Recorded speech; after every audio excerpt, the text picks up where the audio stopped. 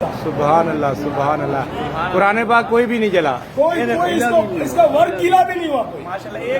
आग जो कल लगी है पूरा माल जल गया, लेकिन कुरान पाक नहीं जला। गीला हुआ हुआ माल, कुरान पाक सारे बच गए, मुकम्मल बच गए। जबरदस्त जबरदस्त जबरदस्त जबरदस्त जबरदस्त। ये कैसे बचे कुरान पाक, ये कैसे बच गए? ये पानी ऊपर सूट पूरे पानी से गीले थे, हमने उठा के फेंके, डब्बा पूरा गीला था। जब उठाया तो वजन था, हमने बोला यार ये वजन भी, जब देखा तो कुरान पड़ी। सुभान अल्लाह। ये पहले भी निकले हैं 2-3 एक देंगे, ये बाद में देंगे। अभी किसी का होगा ना बिल्ली के नंबर से, मेरा भी मेल है, किसी की बिल्ली के उससे मांग के देने। भाई साहब ये कुरान पाक माशाल्लाह बिल्कुल। और इसी के सत्य मांगोगे अल्लाह ताला तुम सबको बचा दे। अल्लाह